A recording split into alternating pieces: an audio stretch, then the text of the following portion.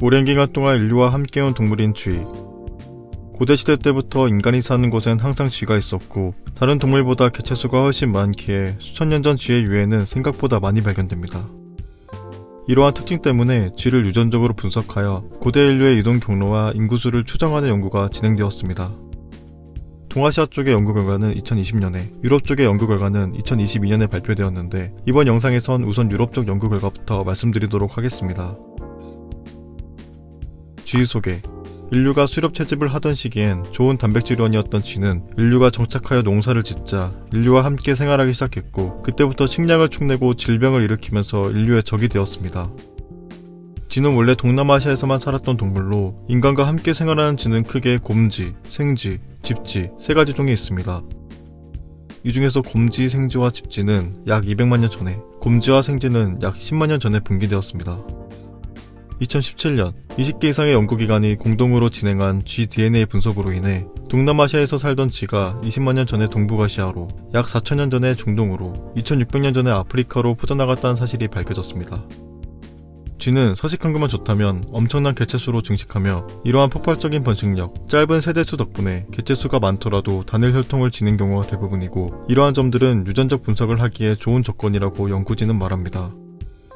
또한 인구수가 늘면 쥐의 개체수도 늘고 인구수가 줄면 쥐의 개체수도 줄기에 쥐의 개체수를 통해 그 당시 인구수를 추정할 수도 있습니다. 유럽에서의 쥐와 인간. 2022년 옥스포드 대학의 알렉산드라와 연구진은 전 유럽의 고고학 유적지에서 발견된 67마리의 쥐와 현대의 쥐를 유전적으로 비교 분석하여 고대 유럽에서의 쥐와 인간에 대한 연구 결과를 발표했습니다. 우선 유전자 분석을 통해 고대 유럽에서 살았던 쥐의 주류는 곰쥐로 밝혀졌습니다. 곰쥐는 유럽에선 색 때문에 검은쥐라고 부르기도 하고 우리나라에선 지붕에서 사는 것을 선호하는 특징을 따서 지붕쥐라고 부르기도 합니다. 동남아시아에서 살았던 곰쥐는 약 5,000년 전 인더스 계곡으로 진출하였고 약 4,000년 전에는 메소포타미아 지역에 도착했습니다. 이 시기의 인더스, 메소포타미아는 문명이 등장한 이후이기에 연구진은 이때 곰쥐가 인간을 따라 이동한 것으로 보인다고 말합니다. 그 후 고대 무역 경로를 따라 동지중해로 진출한 곰쥐는 약 3,000년 전에 서지중해까지 퍼졌고 그 뒤 로마 제국과 함께 곰쥐는 더욱더 번성하였습니다. 로마 제국의 북쪽 국경선 너머에는 곰쥐가 거의 없었던 것으로 볼 때 곰쥐는 도시 간의 무역 네트워크를 통해 퍼져나간 것이 유력합니다. 로마 제국의 영토에 퍼졌던 곰쥐도 단일 혈통으로 구성되었는데 이 혈통의 곰쥐들이 5세기경 서로마 제국이 멸망한 이후로 이 지역에서 개체수가 급감한 것으로 볼 때 이 당시 서유럽 지역의 인구수도 감소했을 것으로 추정됩니다. 반면 동로마 제국 지역에선 6세기까지 곰쥐의 개체수가 유지된 것으로 볼 때 동로마 제국의 위상이 이때까진 유지되었던 것으로 추정됩니다.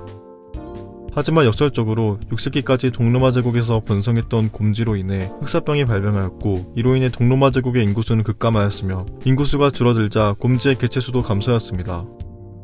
8세기엔 로마 제국 혈통의 곰쥐가 북아프리카에서만 주류로 남아있게 됩니다. 9세기 때부터는 독일 프랑크푸르트에서 처음 발견된 곰쥐 혈통이 로마 혈통의 곰쥐를 대체하여 전 유럽으로 퍼지기 시작합니다.